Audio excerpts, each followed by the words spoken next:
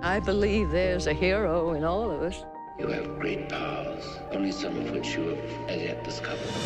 I'm a superhero, A real-life superhero. The world needs extraordinary. We will make you a superhero. Are you ready to become a hero? Initiating surprise in 3, This 2, is 1. The Real Brian Show.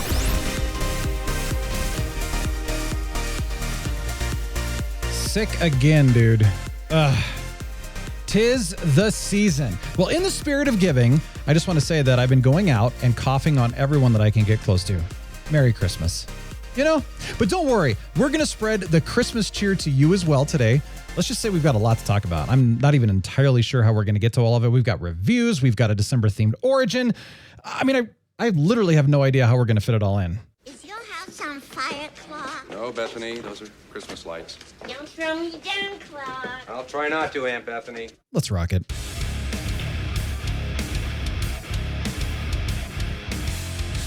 Welcome to The Real Brian Show. I am The Real Brian.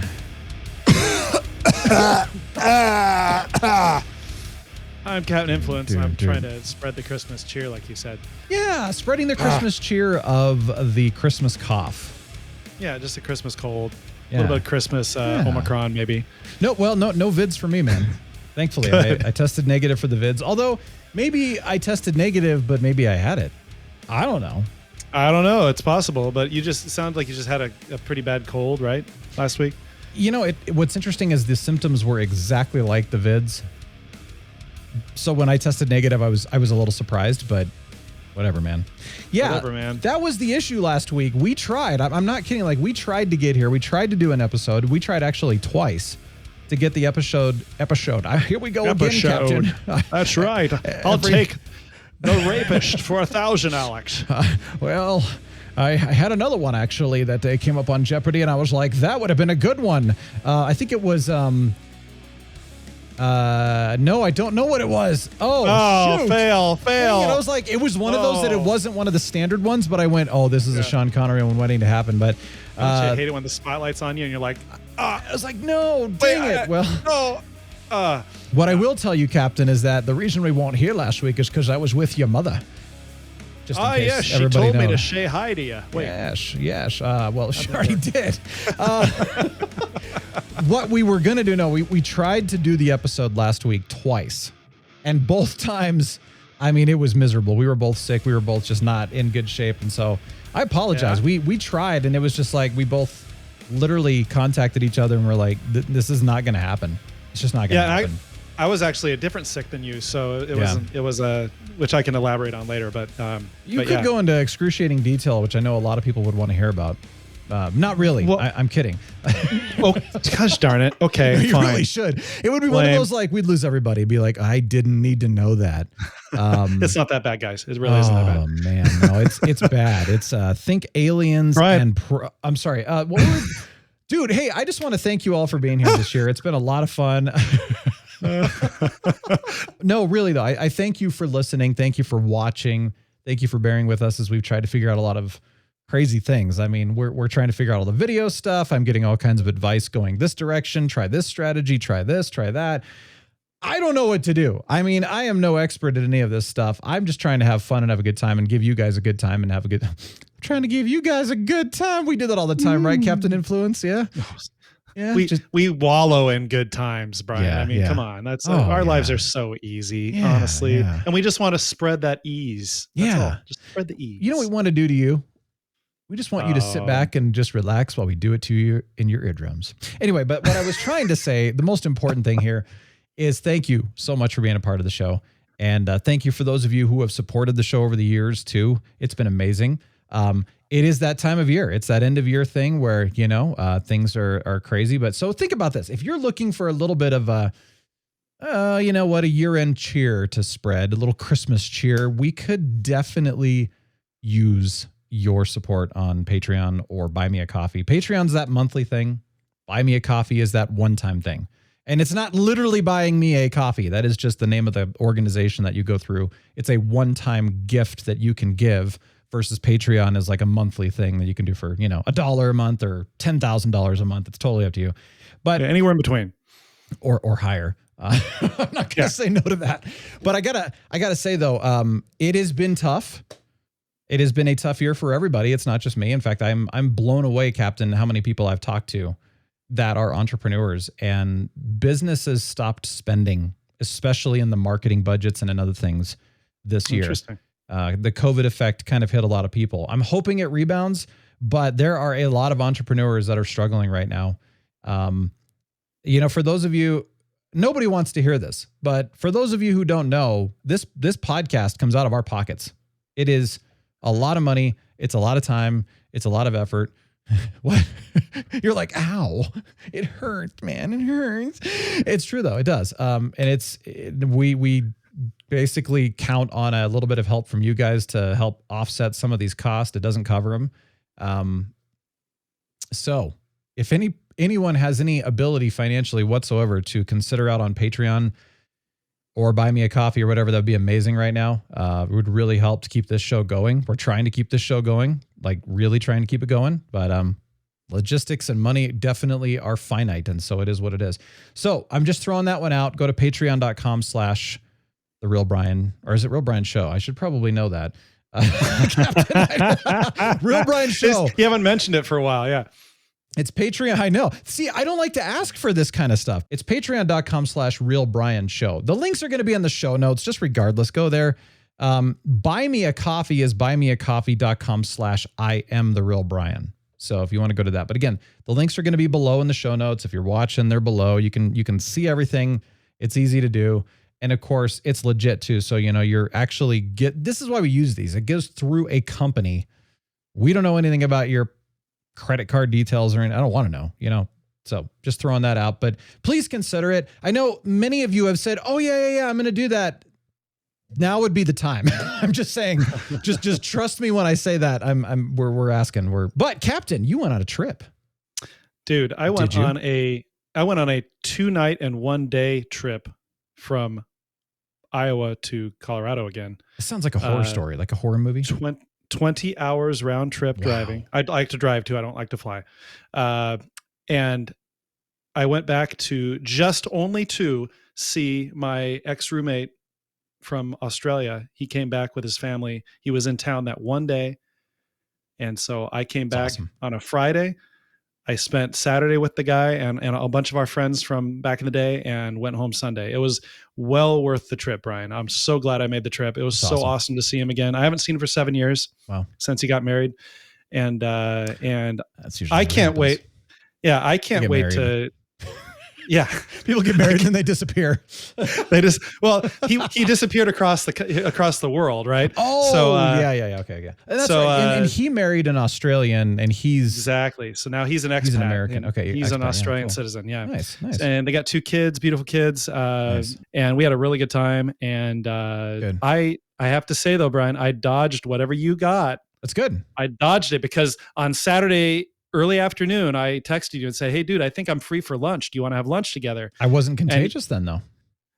But you might have, but who knows? Because you started getting symptoms like a couple days later, right? It was Monday. And that's okay. Yeah, we would have been fine, but either way. So, yeah. So anyway. It's okay. Yeah, it was a really good trip, and I can't wait. And I can't wait to go to Australia to visit him and his family in the next few years. I really want to make that trip. Yeah. So it's interesting. You said, he's got a couple of beautiful kids and all that. Does anybody ever admit that, he's got a couple of like pretty ugly really kids? Ugly kids? Or, yeah. They're heinous. Like, dear God. If he had ugly kids, I wouldn't have said anything about it. I just would have said he's got a couple kids. He's got a couple kids. God made a mistake with your face. Oh man, yeah. No, they've got good genes in that family. So yeah. I've seen some kids in this world that you're just like, wow, that was the ugly stick. I'm so sorry. Off the rails at the Real Brian Show. Oh my gosh. I didn't mean that. I don't mean anybody in particular. No, just let's move on. What if I was talking about myself? Like God made a mistake with my face. I mean, sometimes I wonder. Can God make mistakes? I don't know. Wait, hey, he definitely didn't make a mistake with the Neverending Story theme. He didn't, and what a great song. Or she didn't. And I've got to mention this. I stumbled across this last weekend. The who sang the Neverending Story theme song?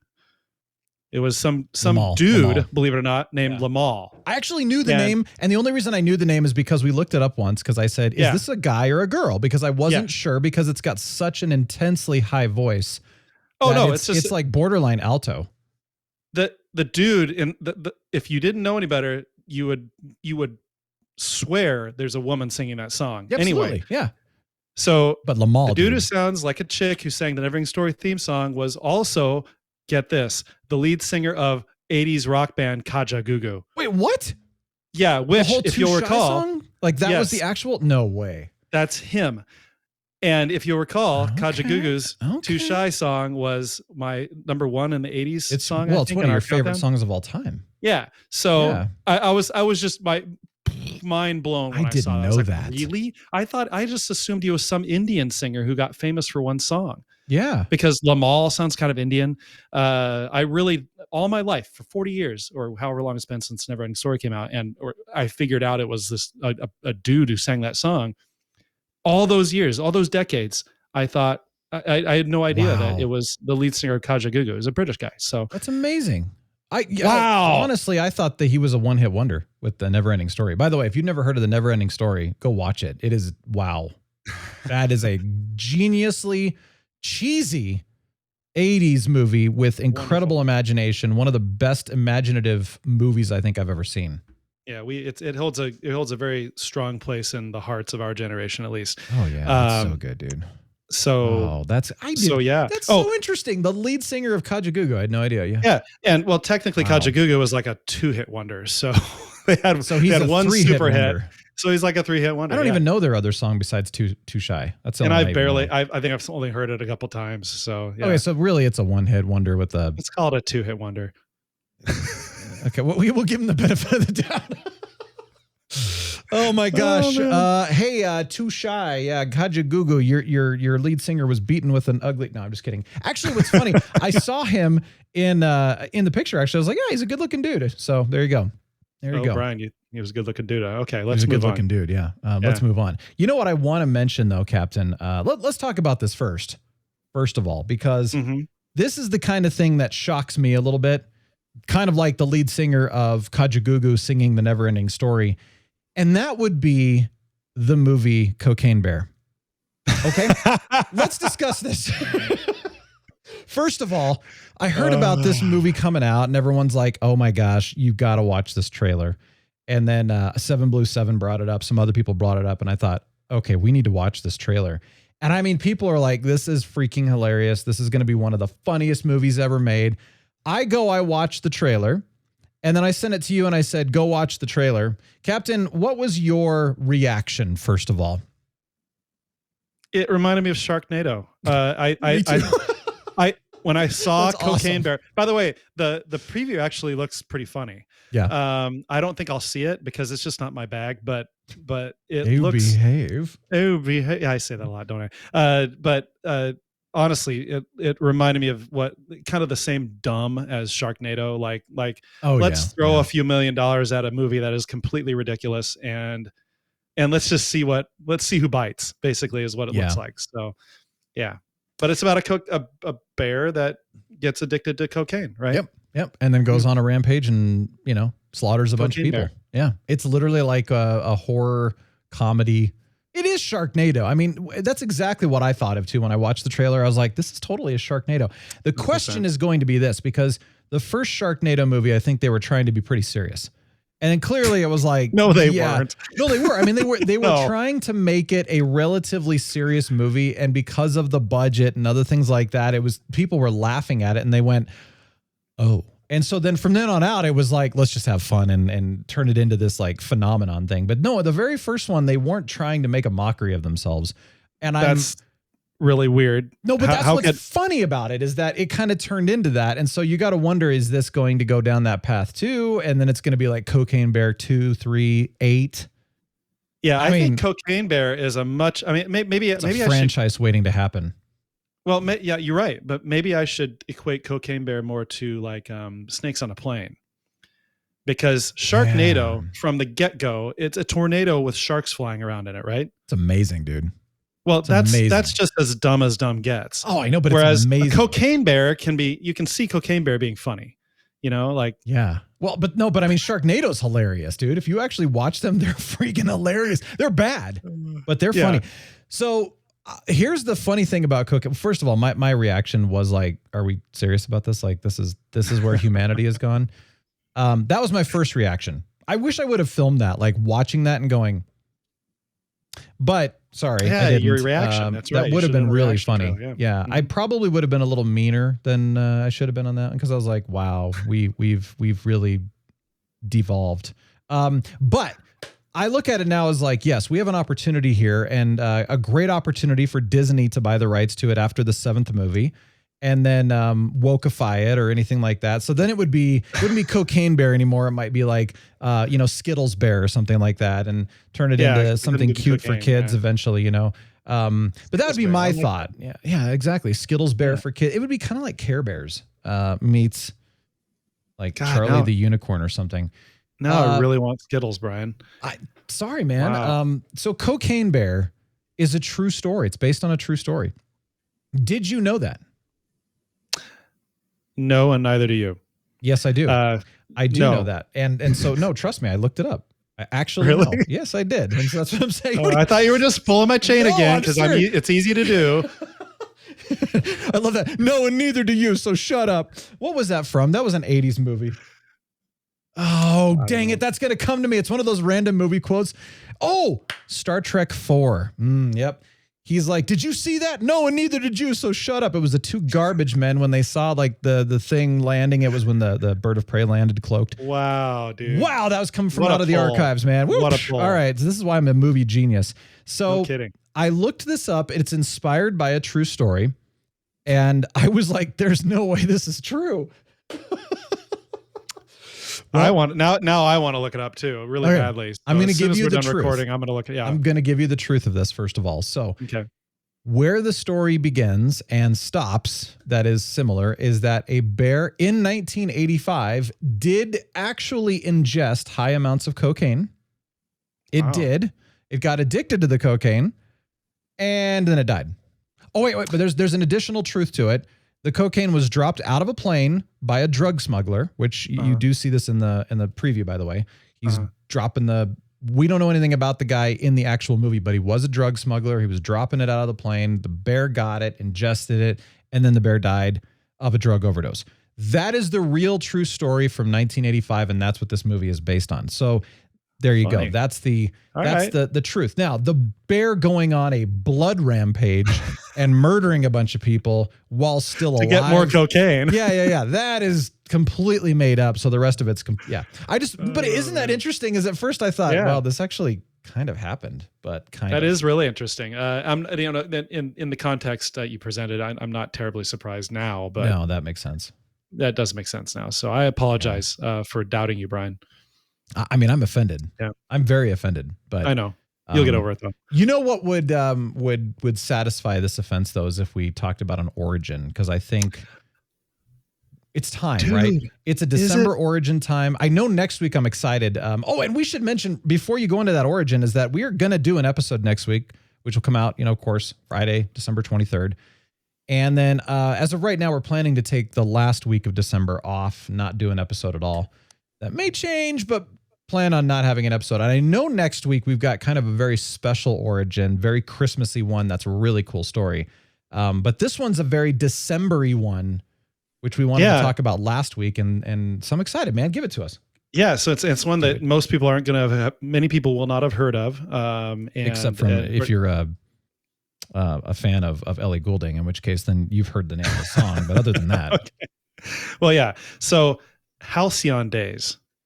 Have you ever heard, Brian, anyone say, reminds me of the halcyon days of my youth, back when the sun was always shining, and I have not. Went to the bars all the time. And okay, well, like I said, Ellie Goulding's the only one I've heard this from. I've never heard anyone it's not a very commonly used phrase. Yeah, it's not a very commonly used phrase, but I've always wondered what that meant. And it turns out it's a December origin. So halcyon days, which have come to mean any time of happiness and contentment, are actually the 14 days around the winter solstice. So right around now. According to Greek legend, it has Greek origins. The Halcyon, or kingfisher, which is a bird, built its floating nest around the 14th of December, during which time the gods calmed the seas for the nesting and hatching time. Interesting. Where did Halcyon days come from? The bird's name question. derives from a myth recorded by Ovid, Virgil, and Hyginus, all three of them. However, it is believed that the myth is much older, stemming from oral tradition in the Minoan civilization of Crete. It's like where the Minotaur and the Theseus and the Minotaur came from. According to the story, Aeolus, the god of the winds, had a daughter named Alcyone, who was Alcyon, by the way, who was married to Saix, the king of Thessaly. Alcyone and Saix find themselves happily married before their sacrilegious tendencies leave them exposed to the fatal wrath of Zeus. The couple, buoyed by their love and good fortune, begin to call each other Zeus and Hera, much to the anger of the divine residents of Mount Olympus. When Saix is next at sea, Zeus throws a thunderbolt at his ship, of course, and drowns him. Morpheus, the god of dreams, then appears to Alcyone to tell her that of her husband's fate, and overcome with grief, she throws herself into the Aegean Sea, intending to drown. Of course, that's very, very Greek tragedy. The gods are touched by this tragic show of affection and bring both characters back as Halcyon birds, now known as kingfishers. So Aeolus the god of the wind, soon decrees that the 7 days bracketing the winter solstice will be still and stormless. Alcyone can then enjoy a period of calm in which to lay her eggs and nurture her nestlings unimpeded by the weather. Now, diffusing into English parlance around the 13th century, quite a while ago, the saying soon lost its associations with a specific time, and the calendar became symbolic, suggesting a period of blissful tranquility. Today, it often refers nostalgically to the long, seemingly sun-drenched days of youth, despite originating from a time frame in the start of winter. So there you go. Okay. So now all of you listening can act all smart, and when you're with your family this Christmas, say something like, do you remember the Halcyon days back when Grandma and Grandpa were still alive and they took us fishing every summer and yada, yada, yada. And they're going to like, what are you talking about? Halcyon days. Oh, cool story, bro. And then you can go on with this origin. There you go. So by the way, I forgot to mention, I got this origin from almanac.com and halcyondays.co.uk. Halcyon Days is they're a moisturizing cream company or something like that. Oh, okay. So they have a nice little origin on their website. So dude, that's boom. Cool. I appreciate that. So the long, seemingly sun-drenched days of youth, the beautiful times, even though it originated from starting in the winter. Interesting. Exactly. Or starting around the start of winter. So can your Halcyon days continue every year if you wanted them to? Your Halcyon days can be whatever days you want. You can make, in fact, our challenge to our listeners is to make every day a Halcyon day. How about that? That's my goal. Today is a Halcyon day. Today is a Halcyon day. Booyah. Do it. Do it. All right. I love it. Well, thank you for doing that, dude. Speaking of Halcyon days and fun times is Christmas. You know me, I like Christmas. I'm a huge Christmas fan and everything like that.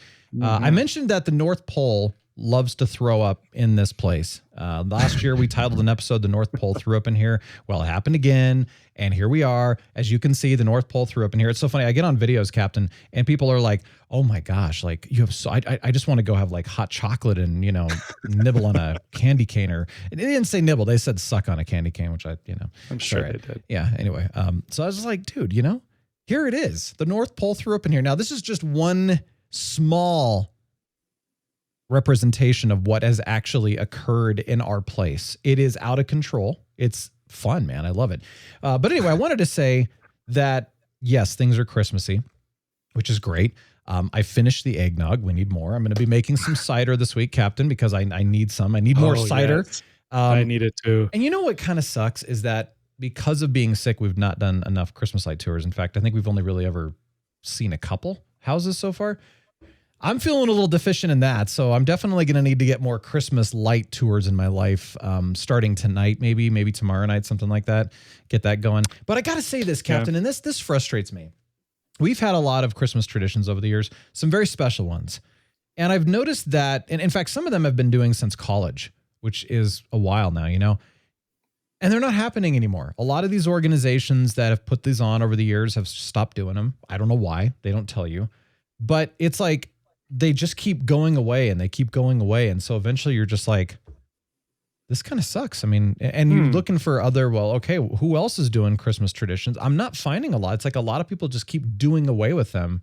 So I don't know. I don't know what to do. It's really sad. And I mean, it's like, okay, well, yeah, find some new traditions, but I mean, they've been special. They've been very, it's like, hey, you enter into the Christmas season with these things, you know, and it's just like, well, now they're gone. And what do you replace with them? I don't know. There's nobody else doing anything like them. So, and they're all different. There's all kinds of different things that these used to be. And it's a bummer, man. So what's do going your on? own, make up for it and like pick up the ball and carry on those missing traditions. Well, okay. One of them was like an entire symphony orchestra putting on a Christmas concert that they do every year so we can go sit on Santa's mother's lap. But I don't have an orchestra that I can just pull out of my my Santa bag over here. That's a weird one. Why? Who stopped doing Christmas concerts and why? That's different. I would not have expected that. They stopped when COVID hit because nobody was going anywhere, and they haven't come back with it. But now, everyone knows COVID has everyone's exploded out of the COVID blanket. I don't know why they're not doing it. So it used to be a grouping of like symphony members and then, you know, university members, and they'd get together and put on this amazing concert every year. It was the best Christmas concert ever. Then there are the other smaller groups like the band or the Wind Symphony or some of those that still do their own versions of Christmas concerts. But to be fair, you know how much I love music. I was trained classically at a university level as well. And I have zero passion for scholastic music. And what I mean by that is 20th century music and, you know, those scholastic, like modern classic. Modern classical? Yeah, modern classical. And by scholastic, I mean the only people that really like them are professors, you know. I mean, let's be honest. Music professors, yeah. It's this like, what is this? And who is this composer? And this song has nothing to do with Christmas. And it's this very bizarre, you know, like dissonant, hurts the eardrums level of music. You know what I'm talking about. That 20th century music. And by the way, for those of you who love it, this is not a hack on the music. This is just not it's not my bag. Not your bag, baby. It's not my bag, baby. No. I was, in fact, there was a composition class when I was in college. And so I was composing, but I was composing very melodic music that people would listen to and like. And I would take it into this class. And this professor said, well, we need to do something different. And basically, here's how I could equate it. Imagine sucking on a piece. No, let me rephrase that. Imagine eating the best dessert that you personally like. It's sweet. It's rich. It's beautiful, right? Like your taste buds are having a party, right? That's the kind of music that I'm trying to compose, is to try to get that kind of response from you. Is it's sweet, it's beautiful, it makes you happy, right? Well, when you bring in this 20th century dissonance style, imagine taking that wonderful dessert out of your mouth and then drinking straight apple cider vinegar. That's the only way that I can equate it, is that it's bitter, it's sharp, it's intense, and your taste buds, art, Brian. Like, exactly. Now, again, there are people that like it, but most of the people that I know that like it are in the professorial side of things. That's why I said the scholastic and that kind of thing. And for those who love it, more power to them. I love it. I'm not a big fan of it, but that's what a lot of these other bands do. The smaller bands is they do a lot of this weird wintry, they call it winter themes or whatever, 20th century dissonant style. And I'm like, I want the Christmas classics, man. I'm sorry. This time of year, I want the classics. Bring them to me. And so this orchestra that used to put on this amazing concert every year, they would do Home Alone theme. You know, they would do, you know, really cool music that, you know, you love hearing at Christmas every year. And people would come in and they'd bring in their Santa hats, and they decorated the place. It was a festive experience. It was really, really cool.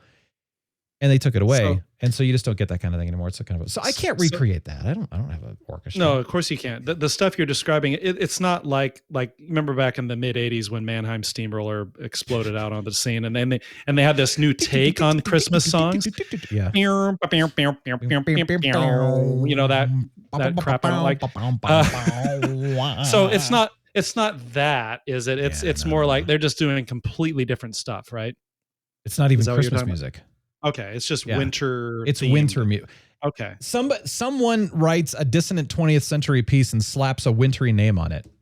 I see. Which is fine. Again, I'm not saying anything against those people. I just want to be very clear. I'm not saying anything against people that like that kind of music. It's just not my thing, and it's clearly not a very popular genre. Otherwise, it would have gone somewhere. Right. So You're right. Good point. I feel like if you're going to do it for the professors of the world and those that like that, then great. But for the general audience, you probably better do a few more favorites. And so that's why we don't go to those concerts very much.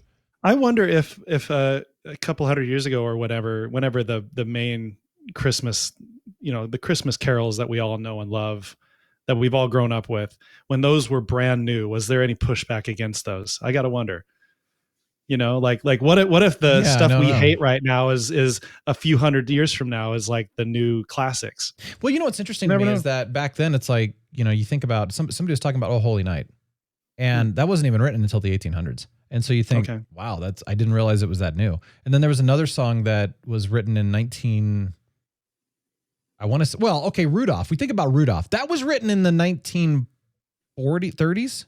20. Wait, what did I say it was? Within 100 years ago. It hasn't been that long, right? So you think about that. Some of these songs are very new. You think about Christmas movies. The classics that we watch were made in the 40s, and then there really wasn't another classic again. You had like the Rudolph, and then the Christmas Claymation Story in the 60s, and Christmas Story was the 80s, and then the next one was Home Alone. And Christmas Vacation. And so, there was a dry spell for a while. And so it's like, you think about a lot of the Christmas movies that we have aren't that old, So anyway, just kind of thinking that, if you were to look back, Handel's Messiah was the 1600s, I think.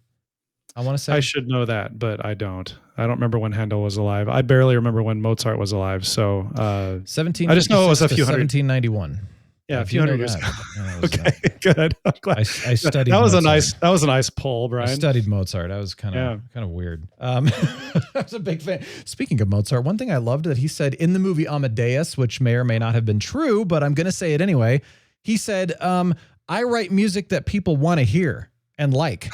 I don't like to write the music that no one cares about." So I kind of feel like that he probably would have said that because his music would reflect very popular themes that are also kind of simple, if you think about it. Very like the Beatles or other groups that got catchy. They're in your head and they're simple. Yeah, just throwing that out. And Mozart we're not saying Mozart's music is simple. Don't get us wrong. It's very simple, actually. He's a genius, but it is actually very simple music if you study it. It's I guess it depends on how you look at it. Sure. The magic flute was complex. See, now we're getting into the weeds here, but it's interesting because I love talking about this stuff. All right, but what else I love talking about, and speaking of Christmassy things that are new, is the Santa Clauses. You've seen the movies, right? I think we talked about this. I may have seen the first one with Tim Allen way back in the day. Okay, that was 1994. Yeah, that's the only one I've seen. Okay, and then Santa Claus 2 was 2002, and 3 was 2006. The first one, definitely, obviously a huge classic. The second one was fun, but that's where some of the cheese starts to kind of get into it. And the third one was, it was okay. I'm a huge fan of the first one and even the second one. But what's interesting is that, of course, here we are, let's say 2006 to 22. So that many years later, and math is hard, they decide to do a TV show of the Santa Clauses. Tim Allen is back, and booyah, right? They're going to do this. Series. It's a series on Netflix, right? Actual series. It's on Disney. Disney. Plus. Okay. And so anyway, I thought, well, let's see what happens. Of course, the ratings are low, but the ratings are low with everything these days. It's good. If you are a fan of the Santa Claus movies, it is a must watch. It's fantastic.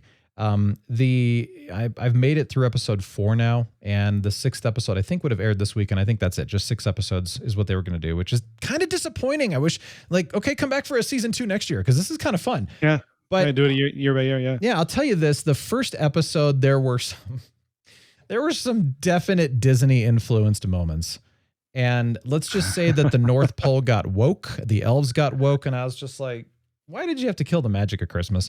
I mean, really? But at the same time, it's one elf primarily. Because I went back and because then Sarah's like, I want to watch it. So we went back and I was rewatching it. And I was like, okay, it's one elf. And I can't tell if they're being like, let's get with the modern time, or if they're kind of like, let's Making just fun of it. Kind of making fun of it, but without being disrespectful, which is good. Because I don't want anybody to be disrespectful, of course, towards this. But it was kind of one of those, whatever, I'm just going to move on. But first episode, ironically, is the least favorite of mine so far, which is interesting. That's not good. They need to come out with a bang on shows like that. So that's too bad. Yeah, well, they do a really weird dance / song in the first one that I was like, this is really bad.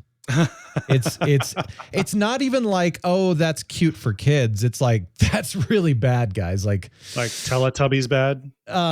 Yeah, actually, probably, because I never watched that, but I know what you're talking about. No, it was disturbingly bad. So but that's me. Where like, okay. Thankfully, it gets better.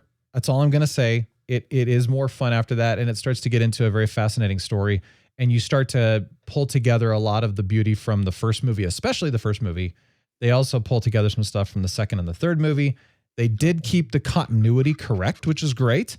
And they've had a lot of funny nods. And so as the show goes on, it definitely gets better and it's worth watching. And I will say this, Captain. I love Tim Allen. I miss Tim Allen's one-liners. And I guarantee that he writes a lot of these because I don't hear humor like this anymore. And because, you go back and you watch the Santa Claus and he's just got all these funny one-liners, and it was like comedians of the day, the Jerry Seinfelds too and stuff like that. And in this show, it's the same one-liners and I'm like, but new ones. I mean, it's the same style, but new line. And I'm like, these are amazing. Okay. I mean, these are funny.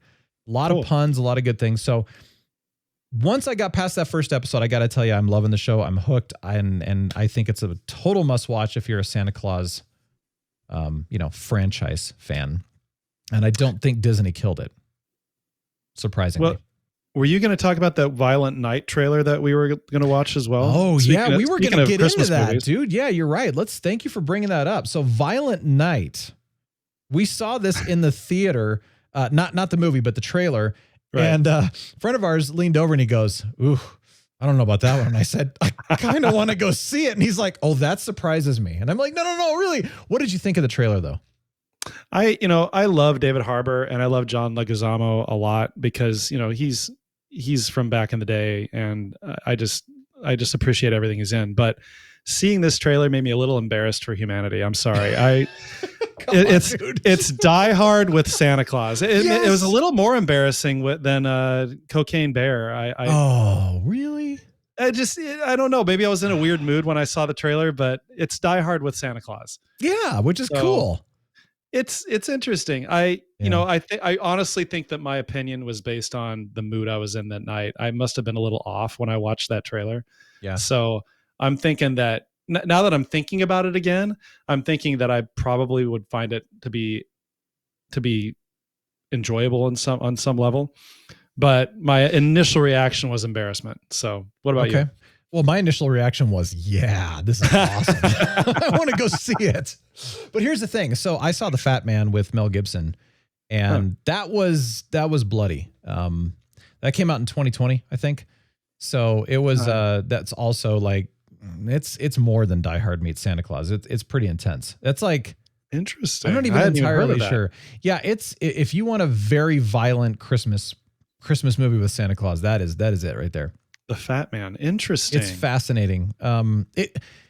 If you're not with into Mel violence, Gibson of all people. Yeah, he is Santa. If you are not into violence to that level, do not watch that movie. But if you're fascinated by an interesting take on Santa, it is interesting. That's all I got to say. It's interesting. Like a John Wick. It's a good. Yes, John Wick meets Santa. That's how I would describe it.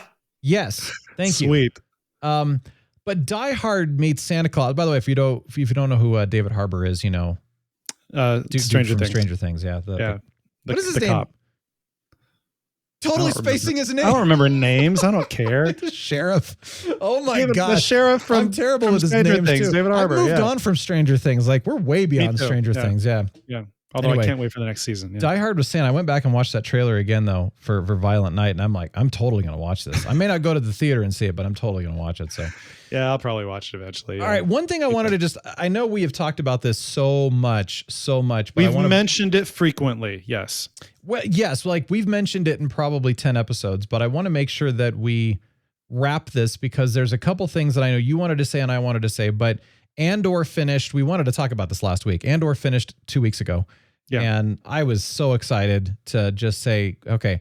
But the biggest thing that I wanted to just share really quickly, and I think this is what's so funny to me, is that I watch a lot of other movie critics and TV show critics and stuff like that, and or at least I pay attention, to what people are saying. And I mean, when Mandalorian came out, it was mixed reviews. You had your people that just thought it was the greatest thing since sliced bread, and others that were like, "This really isn't that good." Who wrote this crap? And when Book of Boba Fett came out, pretty much almost everybody thought this was trash. A couple people liked it, and then I'd say like half of the people that didn't like it thought, well, there's a few good moments, but who wrote this and why? This was dumb. And then when Obi-Wan Kenobi came out, it was again mixed, half and half. People loved it or people didn't like it. When Andor came out, nobody was watching Star Wars anymore because people have given up on Disney and said, you guys have killed the last 3 shows, so forget it. We're not going to watch it anymore. And so the ratings have been low, and the ratings are low. The viewership is down. I mean, you name it, right? And all of these critics, every single 100% of these critics have all said this is the best like Star Wars TV show that has ever been written. And some of them are saying it is the best Star Wars ever written, period. And I would say that if they're not saying that, they're saying it's the best Star Wars since the original trilogy, hands down, no questions asked. And these are people that review things and criticize things to a fault. Like they are mean about stuff. Yeah. And like, so Honest Trailers even, right? Honest Trailers loved it. Of all the people. They make fun. Of course, they still make fun of it because why not? But they make fun of everything. And they were usually kind of like, this is bad people, but they're like, this is really good. Like, why? But nobody's watching it. So that's anyway, insane, for those of you who have not seen Andor, Star Wars Andor, put it on your Christmas list. It is seriously the best Star Wars since at least the trilogy. You think it's the best Star Wars next to Empire. I think it's the best since the original trilogy. Both of us are agreeing on that. Every critic I'm watching is agreeing on that. It's a good series. It's well done. It's incredibly well written. It's intelligent. So that's my take on it, but I know you had an extra little take on it too. Yeah, I just want to sum up my thoughts of Andor. It is quite simply, everyone, Star Wars for adults. Yes. And it totally broke the long-established mold of gratuitous camp that almost every other Star Wars title has had to some degree or another. Yeah, it's true. Almost every other Star Wars. I mean, that's, again, like you said, people are sick of it. And so Andor just flew right under the radar. And those of us who are lucky enough to catch it were like blown away just because this is what Star Wars could have been all these friggin' years, folks. Really? Yeah. Really? Yeah. Really? So for me, like you said, Andor was second only to Episode 5. It was the best written, best acted Star Wars ever. And it's weird how under the radar it's been. I just don't get it. When you say best written, best acted, I actually agree with that one. Yeah, I mean, the acting was ridiculously good in this fantastic show. It was like, wow, these are professionals. Yep. I mean, every other Star Wars show we've seen in the last, 20 years has had really campy acting part. It's like the directors or I don't blame the actors. I blame the directors and the writers. Yeah. It's not the actors, because a lot of the actors left the show Liam Neeson, Alec Guinness, both said that the roles were beneath them and they were kind of ashamed to do the roles because they were used to such higher level acting. Yeah. And also Harrison Ford was like, kill me. I'm tired of this. Is such, and so that's why they killed off Han Solo. And he was supposed to be but that's so they've heard this from good actors that like, I'm tired of acting like this. It's crap. Yeah. Harrison, we're going to kill your character. We're going to kill your character in the absolute worst Star Wars movie of all time. It wasn't the worst one. Trust me. Last Jedi was worse. The worst one. The Last Jedi was worse. Oh, okay. That was almost as bad. All right, fine. Yeah, it was worse. Trust me. Wow. Everyone, it's good. Star Wars can be Star Wars can be awesome. Just Let's just leave it at that. All right. Well, thank you for joining us, though. I really appreciate it. As always, we love having you here. It's fun. We've got our Christmas episode next week, which I don't know what we're going to be doing Christmassy. We've been doing a lot of Christmas stuff this whole month anyway. So we're going to be, more than anything else, it's the Christmas episode because we're going to talk about Christmassy things, but we're going to be talking about a bunch of other things too. And it comes out around Christmas. Yeah. That's pretty much what it's going to be. We won't drown you in Christmas stuff. Don't worry. I'll tell you what, I will. Maybe we will. Though. I'll drown you with this. Deep Thoughts with Captain Influence. Just when you thought your Halcyon days were over, someone throws a box of cider donuts on the counter. 4 donuts later, those days are past again. Well, you know what the music means. Wait. Every time you tell me what the music means, I forget. What was it? Try sucking on a candy cane. That does actually help with memory, I hear. I need to do that myself, actually. Thank you for joining us. Man, I appreciate it. Please go to Patreon. Please go to Buy Me a Coffee. We talked about it at the beginning of the show. All the links are in the show notes. Really appreciate it. Have a great week. Real Brian Show, signing off. The Real Brian Show is a production of 514 Media at 514mediaempire.com.